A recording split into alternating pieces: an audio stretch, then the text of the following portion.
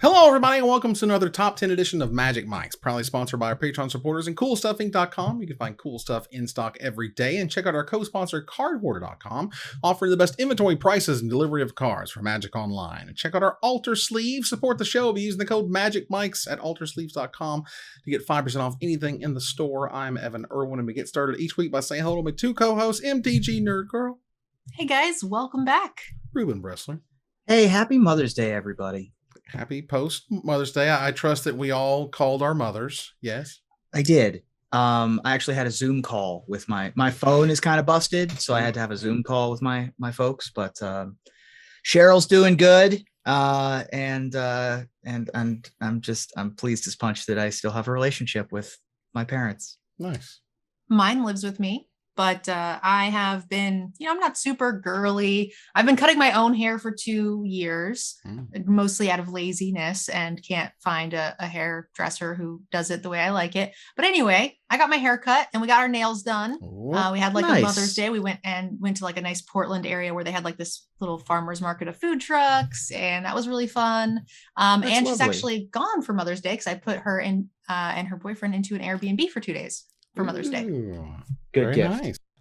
I'm terrible at being sentimental. Like I'm just like not sentimental. I'm not. I can't, like, the romantic thing. I'm not romantic. I'm not sentimental.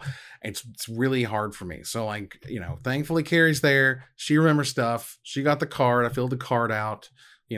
For my mom, Southern as can be, man. You just get her that Cracker Barrel gift card. And sure. You can't miss with a Cracker Barrel gift card. It's Cracker Barrel. It's what we do down here. It's Cracker Barrel. Yeah. So. Do you want biscuits or do you want a bag of licorice? Either way, you're covered. Either way, this is Cracker Barrel. We ate there just the other night, in fact. We also begin with our choice of the top comment from last week in the segment we call Honorable Mention, where Ruben will tell us who is the most eloquent, letting us know what card we did not choose as one of our top 10 Neo and SNC artworks. Ruben? Well, we're going to go into a different time zone. The winner this week was Kansas Wood, who writes that the art that I have to say that has given more identity to a creature type would be the new devil token. Ooh. I love that there are more of people with a culture than just some random little dorks that are just meant to die on other planes. Like, just imagine one being a new crime lord. We could have a devil demon if we ever return to New Capenna. I'll take that. I like that the token has like the full get up. Yeah. Right. It looks very period 1920s. Mm-hmm. I like it. Yeah. The demon or the devils on Innistrad and in other planes, they're kind of animalistic. Whereas here, this is like Peaky Blinders, right? Like we've got street toughs, but they are, at least you can tell they're sentient, and definitely gives a whole new flavor to the devils of this plane. Yeah, they can think and they can feel and they can scheme. And I'll take my scheming devils. Thank you so much. Congratulations to Kansas Wood. Please contact us on social media, ideally Twitter DMs at Magic Mike's Cast for your prize. Thanks again to CoolStuffInc.com for sponsoring this giveaway, and stay tuned for our top 10 list this week. And maybe you can win next week's free gift certificate, because it's time to talk about moms. The rule is we can't have Mother of Runes. We understand that Mother of Runes is the mother of all mother mothers. Yep. She mothered it. She's there. We get it. Word to your mother. Word to all the mothers. But we do have lots of lists of cool cards. We begin with my list on a higher. I know you guys have some higher of your own. Yep. Not quite yet, though. Not quite. So mine is higher. Oh, your number 10 is also higher? That means Ruben's going to kick us off with number 10. What you got? Sure. Well, my number 10 is an archetype of art and a style of flavor that I really like a lot. The card that comes to mind when I think of this style of art first is a card that I talked about recently, which is Bear Cub from Portal, which is focused on the bear cub, but in the background, the mom is just like, you looking at my kid? You coming at me? What are you doing? What are you trying to do over here? And there's a couple of arts in Magic that are like that. And one of my favorites is Long Tusk Cub.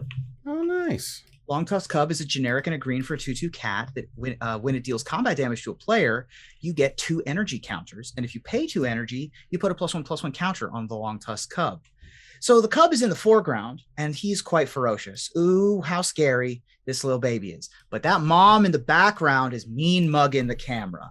And that's a mother that's protecting her baby. Yeah. Have you guys any Avatar: The Last Airbender fans? Mm-hmm. It's Foo Cuddly Poofs. Yes. Poops. Foo Cuddly Poops. Exactly. So cute. As someone who doesn't watch that program, I have no idea what you're talking about, but I'm sure it's Foo super Cuddly cool. Poops was this big, and the mother of Foo Cuddly Poops was the size of a 3-story building. Yeah. That's all you need to know. It's a moose, saber-toothed moose lion is what, because all the animals in Avatar are smashed up. Mm-hmm. So it's like this adorable little moose. And he's like, it's so cute. And he's like, yeah, but you should see its mom. It's far more saber-toothed than it is moose. So cute. Awesome. And this card, it was featured in some aggro decks, as I recall. It certainly made the cut in limited. Paying 2 energy to put a counter on this thing. I've played the energy deck in historic, and it was kind of neat. It's just not right there on tier 1 or anything. But Long Tusk Cub does have a scary mama right there waiting on her. I'm pretty sure Long Tusk Cub was in the Sultai energy deck that won the Pro Tour. That sounds about right. Wow. It was very good. Let's move on here to number 9. Nerd Girl, what's number 9? I do indeed have a number 9. This card has been reprinted a couple of times with more than one art, but all of the arts kind of depict the same thing. And that is when a mom has a bunch of babies and they're taking care of them. And Dragon Brood Mother, the art in all of them is just like when a bird feeds its little babies. Like you can see them all kind of chirping at her. And are we doing the card info in this one? Yeah, sure. Okay, so Dragon Brood Mother, 2 colorless, 3 red, and a green for a dragon 4/4 flyer. It says at the beginning of each upkeep, put a 1/1 red and green dragon creature token with flying and devour 2 into play. So it just like makes a bunch of little dragons. And as Dragon Brood Mother, it's kind of very sweet the way they're all in their little nests. Yeah, this is a card that came out in Alara Reborn. And at the time was like a $1 mythic. This was not respected. It didn't see any sort of play. This is back before Wizards really cared about Commander. I mean, my God, this is what, 2009, I think it looks like right there. So yeah, it's been a while. And so with no focus on Commander, this is an amazing Commander card. That's why it's $8 to $10 now. But back then it was just like, who wants to play this? No one wants to reanimate it, yada, yada, yada. But no, it's great. Pretty hard to cast too, but Exactly. Yeah, in Commander, I mean, anything that gives you value every turn, all board, and it's a sack outlet, kind of. Well, it's both, yeah. So it works out. It's nice. Ruben, what's number 9? So my number 9 is a specific piece of art on a very well-known and beloved Magic card. We're going to have a lot of relationships of mothers and their babies on this list. You're going to have animalistic ones. You're going to have mothers over eggs. You're going to have mothers over cubs. You're going to have mothers raising children to be mothers of their own. But there's a very special kind of relationship that exists with a child and her doll that is depicted on Anna Steinbauer's art for Demonic Tutor. Ooh, it's so good. Somehow, if you don't know what Demonic Tutor does, it's a generic into black that allows you to search your library for a card, put it in your hand, and then shuffle your library. We're not here for what Demonic Tutor does. We're here for the name Demonic, and then this creepy little doll sitting on this little girl's lap. Mama says it's my imagination, but I know you'd never lie to me. Casual $170. Wow. What was this from? This is a Judge Academy gift card. Wow. Mm-hmm. That is creepy. Like the flavor text is super creepy. Mm-hmm. That might be the creepiest thing. Mm-hmm. There's something about the contrast, right? The contrast of like the unbelievable innocence of a child and then like the unbelievable demonic, terrible, everything bad on the other side of it. And they clash together and it's just as creepy as hell. And it's fantastic. Anna Steinbauer is just such a master. Yeah. She's great. For my number 9, this isn't a direct, in front of your face mom or whatever. But this is more of a sort of figurehead of a mom of a clan of a type. And was also just an unbelievably oppressive card for its day, famously, because I played in this format. There's like 2 ways to kill this stupid card that aren't rare or otherwise in the format of Rise of the Eldrazi Limited. I'm talking about Drana, Colostria, Blood Chief, as part of the Mother of the Vampires around the plane. For 2 black, 3 generic mana, she's a 4/4 rare legendary vampire shaman with flying, and it has X generic mana, black, Target creature gets -0/-X until end of turn, and Drana gets +X/+0 until end of turn. You murdered their whole board. She murdered the board. There's nothing you can do to stop her. There was hardly any. There was like one red X spell, and there's one other thing that dealt like 4 or 5 damage to something. And that, if you didn't have them, you're just dead. Card was absolutely insane, and like did the bombiest of bombs in a limited format. And I loved it. And yeah, I'll take it. Card's cool.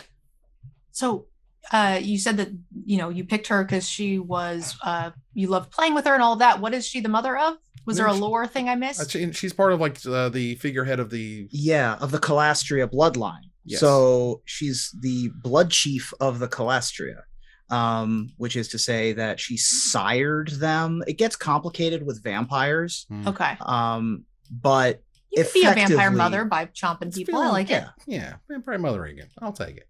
Let's move on here to number 8. Ruben, what's number 8?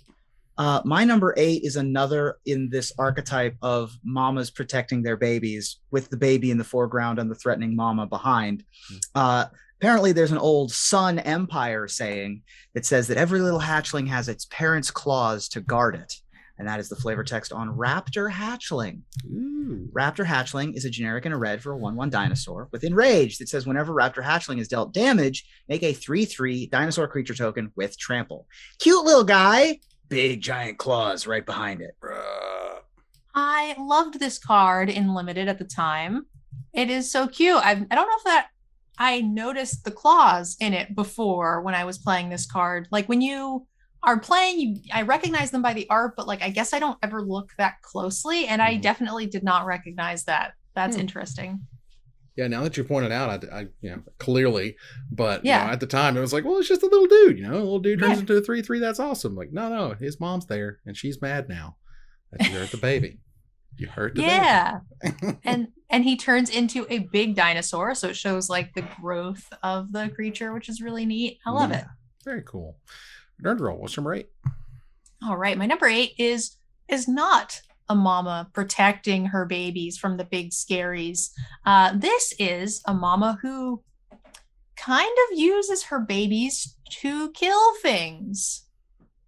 And that is what I feel like is happening with Lolth Spider Queen. Yeah. Ooh, Lolth Spider Queen is a 5-mana 4 loyalty planeswalker. This is whenever a creature you control dies, put a loyalty counter on Spider Queen. For 0, you can draw a card, lose a life. For -3, you can create 2/2/1 Black Spider creature tokens with Menace and Reach. And then for -8, you get an emblem with whenever an opponent is dealt combat damage by 1 or more creatures you control, that player lost less than 8 life this turn, it goes up to 8 life to the difference.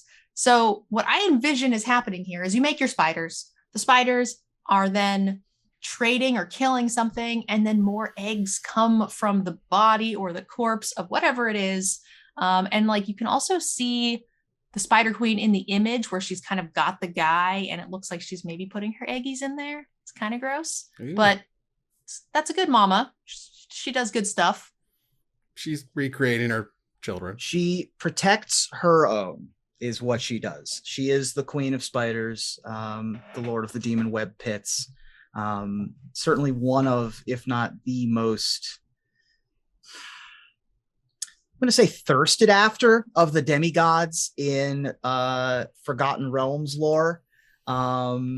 She is lawful evil, not neutral evil, really. But yeah, she's a good mama, has millions of babies.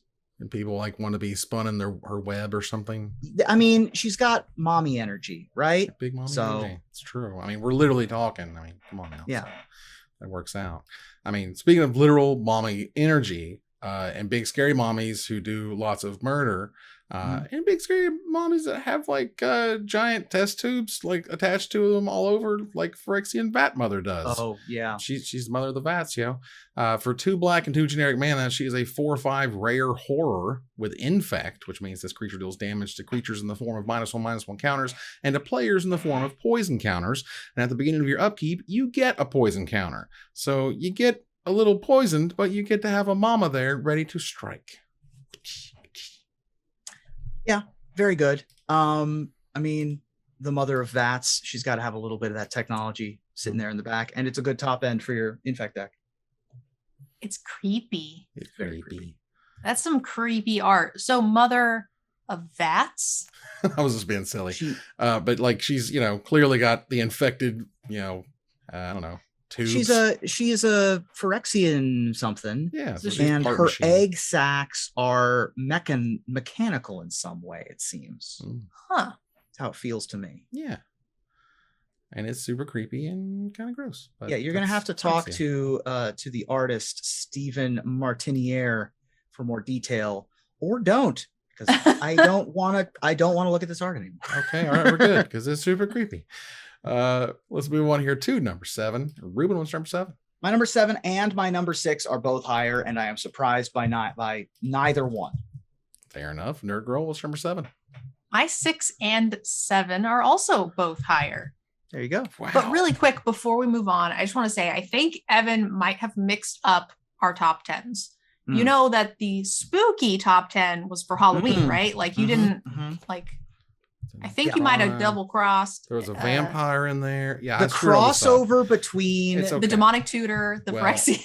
the crossover between "Don't kill me" and "Please kill me" is very.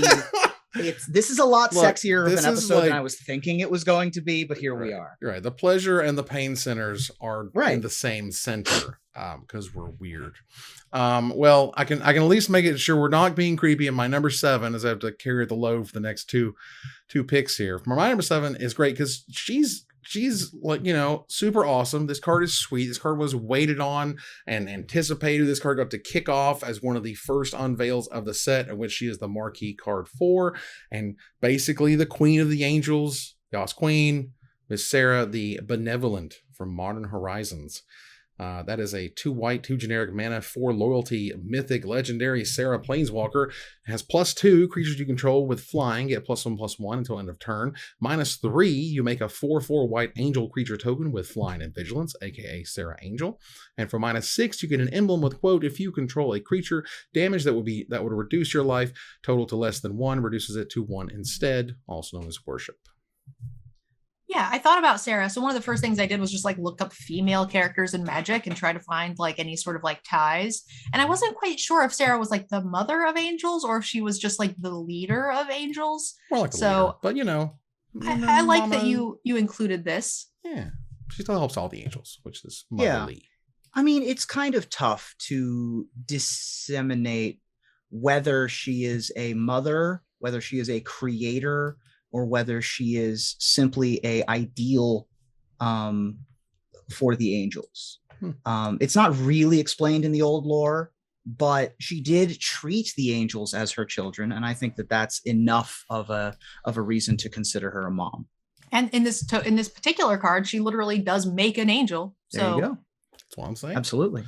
So if we move on here to my number 6, this is a mama of a planeswalker. I feel like we were all waiting on this one, and that's okay because she has a fantastic story arc, and it was really cool to read about her. And we finally got her card in Commander 2021 reprinted directly from Kaladesh. Is Pia Nalar.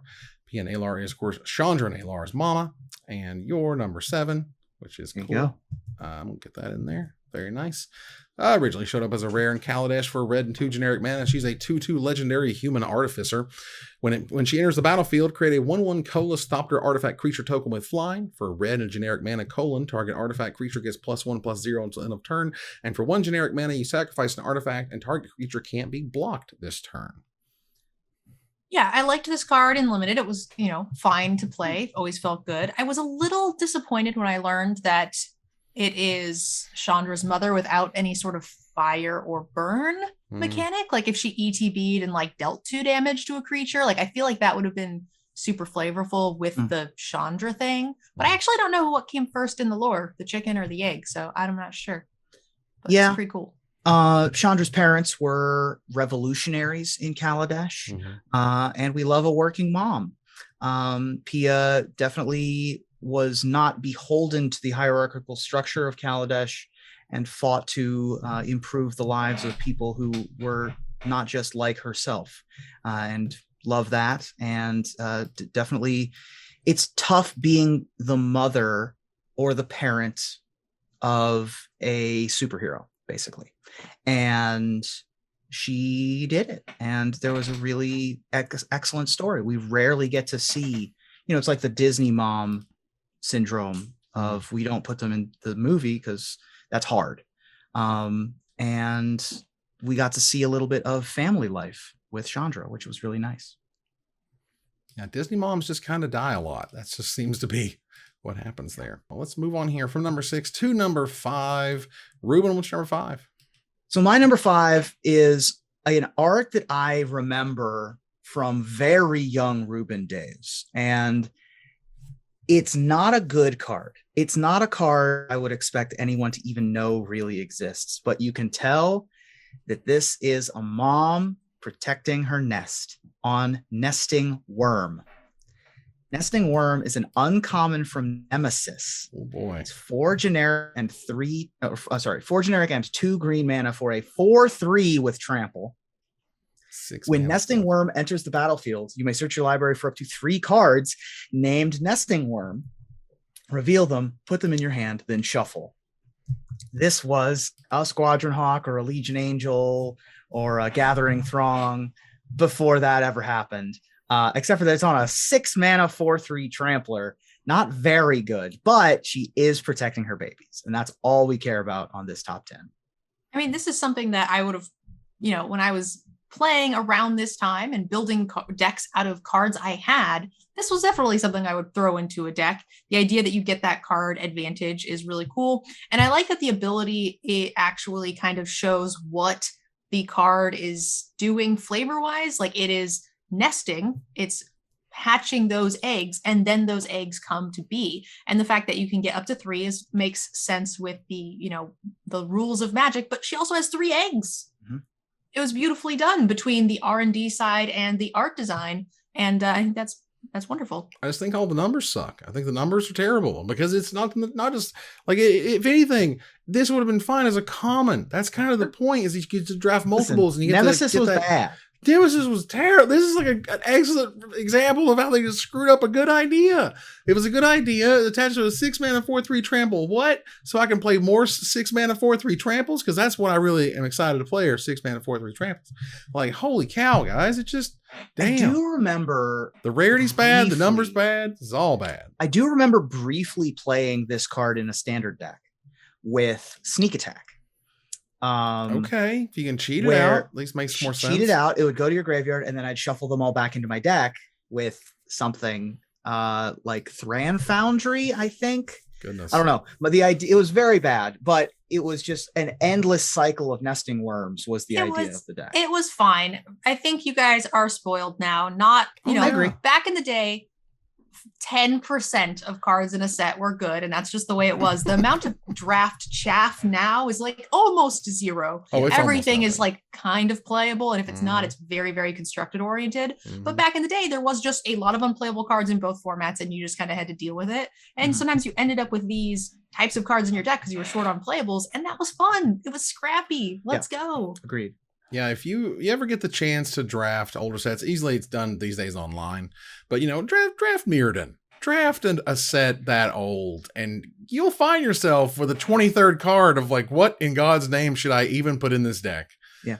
I went to the Nemesis pre-release, and it was rough to find a deck that was reasonably playable. Right. All right. So let's see here. Nerd Girl, what's number 5? All right, my number 5 is probably going to be the scariest of all the mothers on all the lists. Okay. And I can't imagine it's not probably on one of your guys' lists, but it's got a large set of offspring and some very scary offspring at that, and that's Emrakul. Ooh. I picked the Aeon of Torn. The Aeon's Torn, sorry. Yes. And she is the mother, or it is the mother of an Eldrazi Brood, which just sounds like the scariest thing of all time. And this is a 15 mana, 15/15. It can't be countered.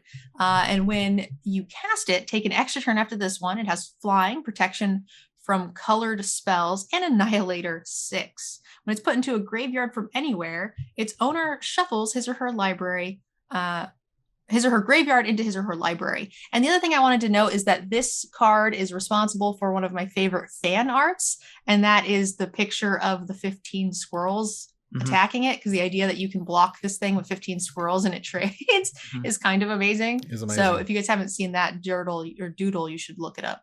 Yeah. Very good. Yeah, it's a cardboard crack original, I believe. Yeah.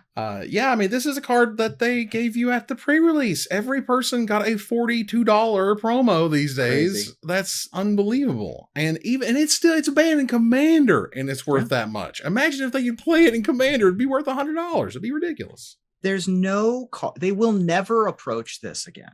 They will never put one creature that is this big and does this much you sure about on that? One creature card. You just never did Magic, bruh. Because of cards like Sneak Attack, because of cards like Show and Tell, because of, cards like Shallow Grave.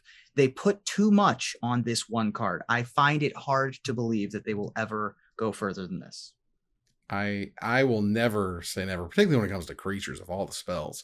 I think they'll keep going fairly nuts as far as they can, but in bits and pieces, right? When they made a 17/17 or whatever auto Chitin Worm is, it didn't change much. It's just, the sea level, marker changed or whatever. I will say, from a motherly standpoint, Emrakul, very good mom.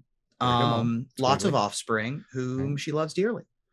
Little squiggly bits that love them dearly. Absolutely. All right. So for my number 5, we have a mom who is definitely a queen, who is such a queen. It's literally in her name because it's Lynden, the Steadfast Queen. Yay. You're number 10, nerd girl. I like it. This is a card that is fantastic. Represents, of course, the patriarchy, the royal patriarchy of the Eldraine. The Eldraine Kingdom and whatnot. And was a good playable card on her own. She saw play in the mono white aggro decks, and I thought that was awesome. Lynden the Steadfast Queen is 3 white mana for a 3/3 rare legendary human noble with vigilance. And whenever a white creature you control attacks, you gain 1 life. And sometimes that's enough. So Lynden is the mother of Rowan and Will Kenrith, to the 2 planeswalkers, I think, that are, pretty iconic. And it's really neat. One of my favorite things about this card is that we got to see the iconic kingdom in Eldraine, and I thought that was really important. And then we got to see a lot of that really cool art. We see Lynden in Happily Ever After, I think is the art. So we got to see, not just in this one card, but we got to see a lot of the family and royal line and that kind of stuff in Eldraine because of this card, or this character, I should say. And I thought that was really neat. Yeah. Lynden, I believe it was the stepmother. Well, that's what I was going to say. I think it's the stepmother of the two. Will and Rowan. But she also has is the mother of 2 other children with King Kenrith. Yeah. So her name is Lynden Kenrith, I would say. I believe so. I guess so. But she was the Steadfast Queen. She was one of the ones whom the questing beast gave quests to, as far as I recall. Yeah. She was always the stiff upper lip and the pillar of the family, even under direst of circumstances. For example, when one of them got turned into a stag, and kept the family together. And fortunately, they did eventually live happily ever after. Just look at that queen. Look at that queen. I mean, the face, the expression, the badass sword. Like, she ain't taking nothing from nobody. And that's awesome. Let's see. Go over here to number 4. Ruben, what's number 4? My number 4 is a card that we've discussed on this show a number of times and briefly have touched on the art in the past, because there's a baby. We love a baby. We love a baby in a magic art, and we love a working mom. And Den Protector has both. Oh, boy. Den Protector is a generic and a green for a 2/1 human warrior with Megamorph of colorless and a green, which means you can play it face down for 3 generic, and then you can turn it face up and put a +1/+1 counter on it. Creatures with power less than Den Protector's power can't block it, and when Den Protector's turn face up, return target card from your graveyard to your hand, and there's a baby. It's just a baby. to Mama's butt side while she's swinging this giant battle axe. I have played this card a lot. It was one of my favorite decks in Standard of all time, and I never actually realized there was a baby, and I never even made the connection of Den Protector to motherhood. I don't know what I thought. Wow, I would have never seen that baby. And yet there's a baby. And yet creatures with power less than it can't block it is actually very relevant when it's 3 power and all your 2-drops, 2 power guys can't block it. And all your morphs are 2/2s. Yeah. Right. And all of their Den Protectors, they didn't megamorph, can't block it either. Like it became a thing. It was great. But yeah, this card's sweet and you just don't get a lot of babies right on the hip like that. I don't know. I mean, I don't know if I've been swinging a lot of axes, but you don't usually do it with the babies attached. Well, if you're gonna make sure the baby is like way in the back. Wear them like a fanny pack because you don't want to accidentally clip the baby. Accidentally. Accidentally. Oh no. This guy. Okay. Nerd Girl, what's your number 4? My number 4 is my last of 4 hires. Oh my lord, so many hires. All right, cool. Well, my number 4 is great. This card has been around for a very long time. It showed up way back, just a little after I got back into Magic a few years after, and I was starting to make a little content, and I tried to give this card a nickname, and it was silly because I like doing that, and so I was like, man, this card is ridiculous and has this crazy thing around her head. It's like a giant perm, and so tried to call her like big perm, but didn't work out for Una, Queen of the Fae. And she's great. This card's fantastic. It's 3 Dimir mana. That's 3 black or blue mana and 3 generic mana. So 6 mana total for a 5/5 rare legendary fairy wizard that has flying. And for Dimir and X generic mana, you choose a color. Target opponent exiles the top X cards of their library. For each card of the chosen color exiled this way, create a 1/1 blue and black fairy rogue creature token with flying. And quick story time, there was, I believe it was in a block format. Was this PTQ format, Ruben, for these sets? And I was playing Kithkin, as I know you were, at the same time. And my opponent was playing whatever was playing this card. Was playing Una at the time, I guess fairies or something. And had sideboarded it in, right? And had a bunch of untapped mana.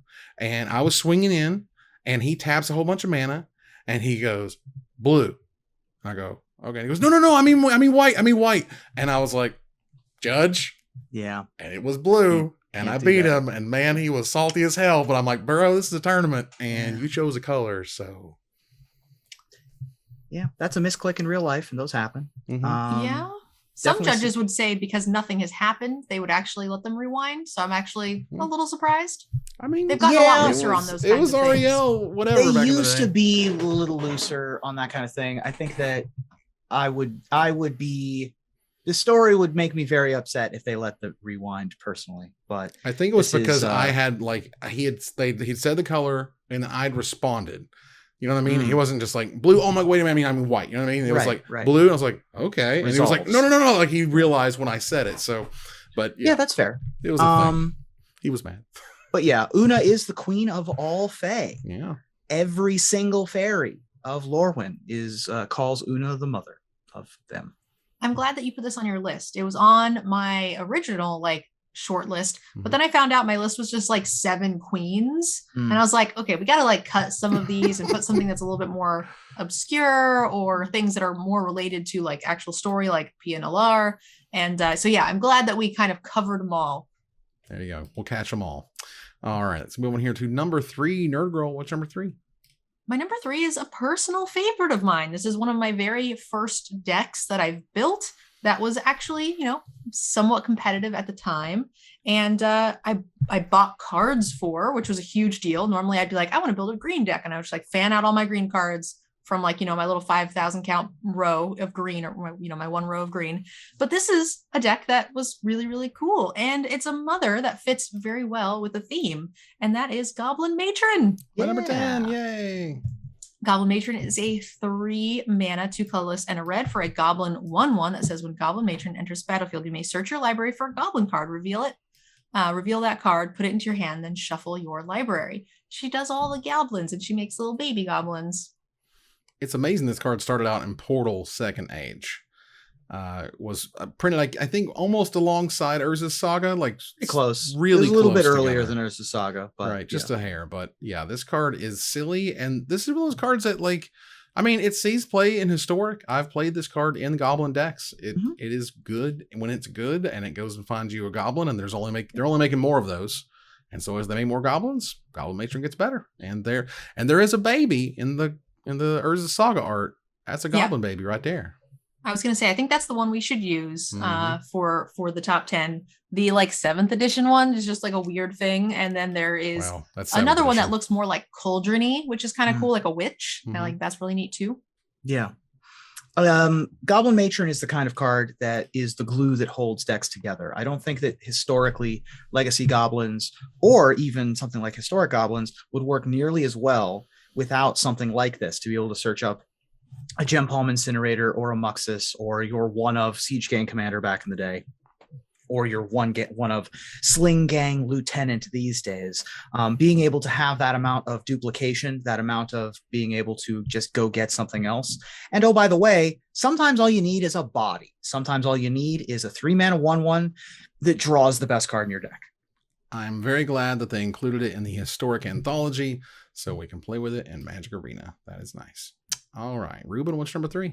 My number 3 is the last hire. And again, not surprised that any of my 3 hires are higher on other people's lists. That's okay. All right. Well, this is another one that I'm stretching a little bit, and I would likely rely more on Ruben's knowledge than my own. But I thought it was cool, and I love the card, and it's super neat. And for God's sakes, if you can find it with an ampersand, it's $1,000. It's $1,000 for the Tiamat with the freaking... All right, well, Tiamat showed up in Adventures in the Forgotten Realms. Regular version cost you about $9 or $10, but the super fancy is super fancy. For Wooburg and 2 generic mana. So all 5 plus 2, 7 total for a 7/7 mythic legendary dragon god, and has flying. And when Tiamat enters the battlefield, if you cast it, you search your library for up to 5 dragon cards not named Tiamat that each have different names. Reveal them, put them in your hand, and then shuffle. So the $1,000 one is what, the full art altar? No, is that what you're saying? The ampersand. The ampersand, like watermark. The watermark overlay. It's even hard to see. Like if you had one, if you don't hold it to the light the right way, you often can't even tell it has the watermark at all. But they were sent to like. Yeah, go ahead. They were sent to premium stores. WPM premium stores got, I think we got like two sets per store, something like that. Wow. And the way that I recall that we did it is we sleeved all of them and we shuffled them all up. And whenever you won certain events, you got to pull. And you got to pull from the thing until we got rid of them. And so somebody pulled the sick Tiamat and lost their mind, I'm sure. But there you go. Amazing. Tiamat was my number 4. Nice. I have a little bit of lore on this one for you. Please. And this isn't necessarily in the magic sphere, but like in real Tiamat lore, she gave birth to the first generation of gods. Wow. Which is pretty interesting. So definitely the kind of mother of all, if you go from that lore. But I think Ruben will be able to fill us in a little bit more for the magic side. Right. See, I think you're like the Mesopotamian gods is where that Tiamat name comes from. In D&D, Tiamat is the Dark Lady, the Queen of Chaos, the Mother of Dragons is her actual one of her names. She is the goddess of chromatic, aka evil dragons. Dungeons & Dragons lore, she can take on a humanoid form, but when she is in her full resplendent dragon form, she does have 5 heads, one of each of the main chromatic colors that match up well with the 5 colors of magic. Interestingly enough, even though we did not get Tiamat on a magic card until Adventures of the Forgotten Realms, they both had white, blue, black, red, and green happening already. This was my number 4. Nice. All right, got that in there. Excellent. So that means we move on here to number 2. Ruben, what's number 2? I mean, it's another baby. We gotta have all the babies. This one is the most iconic of the mothers with babies, although this is actually an adopted mother or a midwife instead of a literal mother. But she raised so many of the Llanowar elves that she was, basically a mother to them. And that is, of course, Marwyn the Nurturer. Ooh. Marwyn the Nurturer is 2 generic and a green for a 1/1 legendary creature elf druid. Whenever another elf enters the battlefield under your control, put a +1/+1 counter on Marwyn the Nurturer.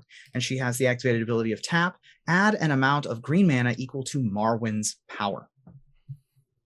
This is another card that I've played a bunch of in limited, definitely have a ton of them just sitting in my box or whatever. And I never noticed the baby. Where's the baby? It is the baby.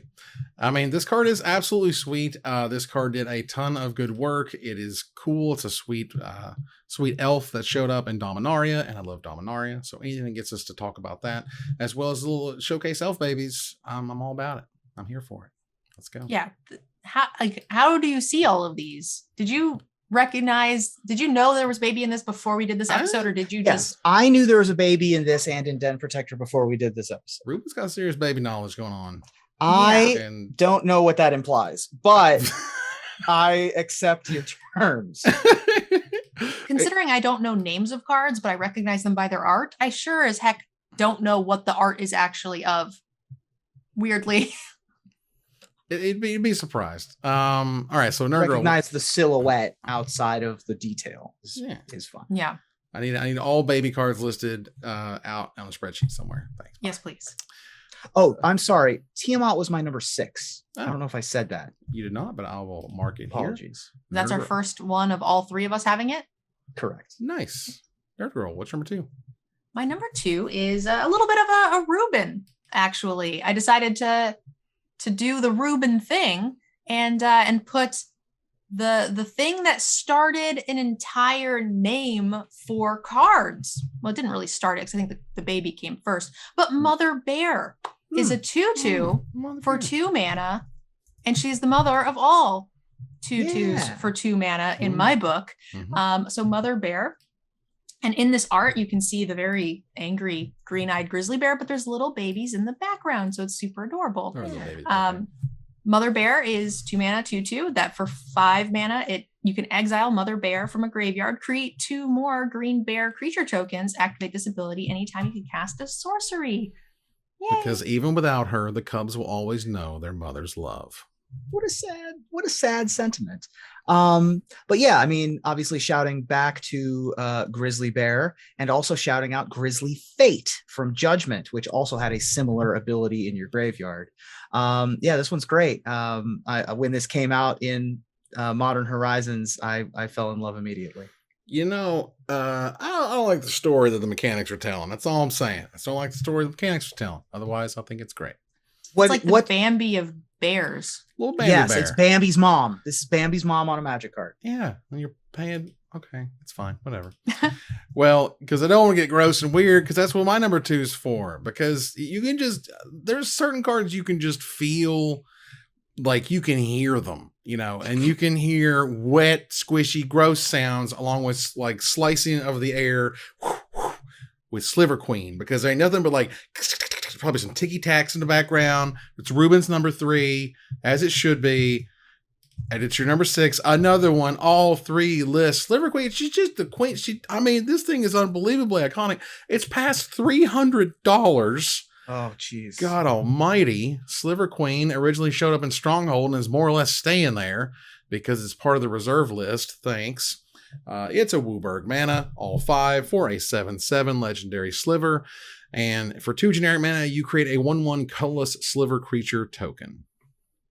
I did not know that was worth so much. I definitely had some. I hope I still do. You should find them. I think I sold them or traded them long before, but that's sad. The version of this that I had on my list was Sliver Queen Broodmother from Vanguard. Whoa. Which is not a Magic card, so I will accept that we had different versions. But yes, in the lore, it's the same character. And the Sliver Queen, of course, was the Queen Mother of all of the Slivers in Wrath. This was, of course, before the plane overlaid over Dominaria and led to more Slivers and more Sliver Lords for example, the Sliver Overlord. Mhm. And this is the being that parlayed with Karn in particular, as seen perhaps on the art for Change of Heart, I think was the art where they are sort of discussing things. And she was guarding several of the legacy items, and Karn had to sort of negotiate their exchange with this sort of alien being. And for me personally, I told a story called Board the Weatherlight at Grand Prix Las Vegas a long time ago, 2018, which was a D&D one-shot where I decided to have my players interact with the Sliver Queen. Spoiler alert. Nice. Spoiler alerting your custom D&D campaign from 4 years exactly. ago. Just like everyone's going to go watch that. You've gone so deep. Well, either way, that card is great, and I love it. If it wasn't $300, I'd love it more. Why is it on the reserve list? Because they picked whatever. Yeah, because Tempest is like right on the cusp of when they made the reserve list. Stronghold too. Yeah. It's pretty goofy. So crazy. Yeah. Oh, it's insane, and nothing makes sense about it, and it makes me sad. Slivers are so everybody loves them. I can't believe that they would then take that away, essentially. Yeah. And yet I gave one away as a birthday present to a friend of mine in high school and I bought it for $5. And it was worth every penny back then. Absolutely. It was not a big deal to have any of these stupidly expensive cards these days. All right, so let's move on here to our number one. Nerd Girl, what's number one? My number one is the most busted mother of all time. You guys already have to know what it is. I can't imagine it's not on your list, but this is the mother that needs to be banned, and also probably has arguably the cutest baby of all the babies we've looked at today, mostly because human babies are kind of ugly. I'm not going to lie. Yeah, like animal babies are definitely cuter, and that's going to be Luris of the Dream Den. Nice. Luris is a colorless and an Orzhov hybrid for a companion cat nightmare. And then you guys know what companion does. It has lifelink, and during each of your turns, you may cast one permanent with mana value 2 or less from your graveyard, and it is a 3/2. This is so cute. And again, I didn't see the baby in the background until we started doing the research for this show, and it's so adorable. Very cute. Banned and Pioneer, Banned and Modern, Banned and Legacy, Banned and Explorer, legal in Vintage, although at one point it was banned in Vintage. Yeah, it was. But yeah, that little kitty in the background is just so cute. I mean, I think there was a thread of the day in the Magic Arena subreddit that said never forget what they took from you, and showed you the token that explained companion. Because back in the day, it was your 8th card in your opening hand, which is so insane. I still can't believe it to this day. They had to ban it in Vintage, which they didn't ban anything since Shahrazad, which was nuts. And like now, one of the like literal defining characteristics of Historic versus Explorer is one has Luris. And Luris is a huge deck in Historic, and it literally cannot be a deck in Explorer. This was my number 7. Nice. Fair enough. Let's move on here to Ruben's number 1. What you got? My number 1 is I knew that I needed to have a card that told the story of this mother. We've already discussed this mother, but I wanted this card in particular because there is something about this card that we just don't see. We do not see this moment. We do not see this relationship. We do not see a cathartic reunion on Magic cards. And I knew I was going to have a card with Chandra and Pia. And this is the one I wanted to have because this is Mother's Day, right? Colorless and a red, sorcery, common. As an additional cost, discard 2 cards, draw 3 cards. It's a playable Magic card. That's not why we're here. Chandra finding her mother alive in Kaladesh is captured here by Howard Lyon just absolutely beautifully.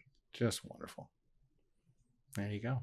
So this is, again, not the most insane of cards. Honestly, they've kind of upgraded it to instant speed these days for the same thing. Sure. But, you know, how many do you have of the kid hugging the parent? Like on any Magic card. Like this is a very definitely a 10 out of 10 for art. Yeah. This is like when you do that super rare art that has like just someone's face. You know what I mean? Like they do like a Thalia, close just up. a face. And you're just like, man, you just don't really see that on Magic cards, which is great. So for my number one, this is one that it calls back to me from when I first started playing Magic, and it has literally, she has a card that says daughter of her.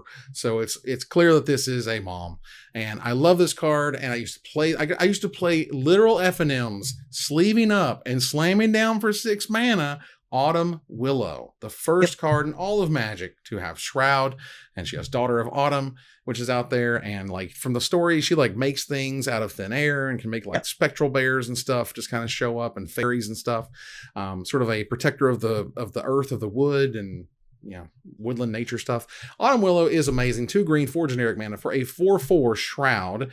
For 1 green : until end of turn, Autumn Willow can be the target of spells and abilities controlled by target player as though it didn't have Shroud. So you can turn it off for yourself, equip things, give her counters back in the day, do whatever you want. But again, it was the first one. Like it was remarkable at its time back in the day because nothing had Shroud. Nothing was like, what do you mean I can't Swords to Plowshares that? What do you mean I can't bolt it after I block it? Like you gotta kill her some other way, and was a legitimate threat there for a minute. Yeah.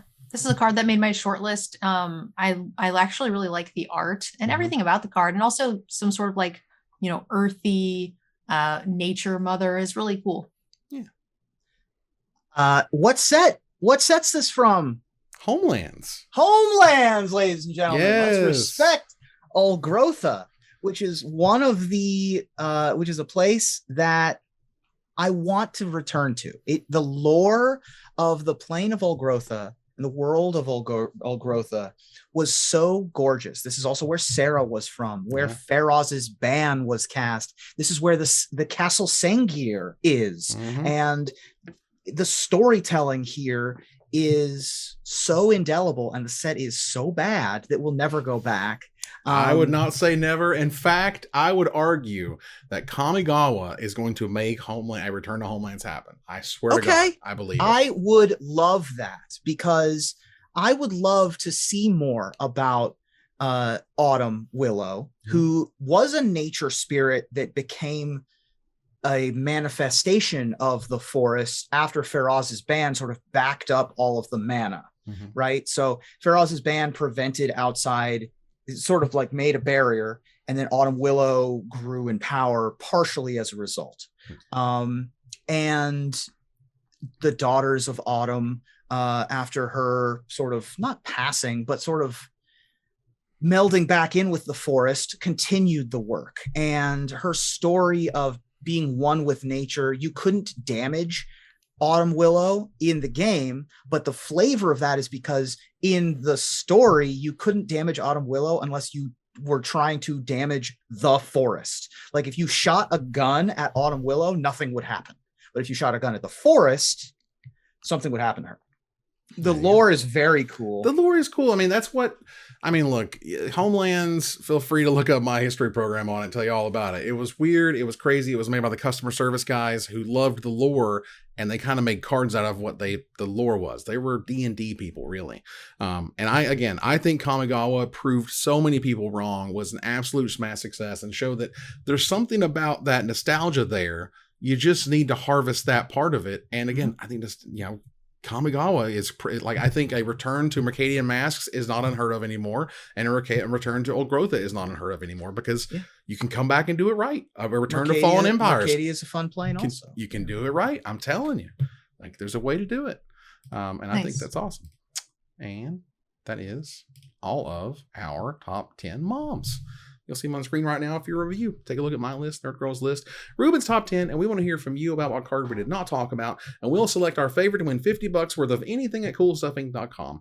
But before we go, I want to thank my co-host. Thank you, Nerd Girl. Thanks for having me, guys. Happy Mother's Day. Happy Mama's Day. Thank you, Ruben. That's right. Happy Mother's Day to all the moms out there, in particular my mom, who put up with me for 35 years and still does to this day. And moms have one of, if not the toughest job in the world. Everybody's got one. So call your mother. They're great. Have you not called your mom? Call your mom. Call your mom. Call your mom. All right. She does. My mom loves it when I just call her randomly. It's true. So it's like call their your favorite mom. thing. It's like your mom's number. I assure you, just saying, "Hey, mom, what's up? I just want to say hi. How you doing? Everything okay?" Love it. They love it. All right. Yeah. Go to our final slide here. I want to thank our sponsor, CoolStuffInc.com, our co-sponsors, CardHoarder.com and UltraSleeves.com, my co-host, MTG Nerd Girl and Ruben Bressler. You guys for watching and listening. I hope you support us at patreon.com/magicmics. Follow, like, tweet, favorite, share, subscribe to everything social that tells people we exist. Catch us online at twitch.tv at Magic Mics, on Twitter at Magic Mics Cast, our Magic Mics subreddit, and like the Magic Mics page on Facebook. Or join us here next week, same time, same place, for another episode of Magic Mics. Good night, everybody.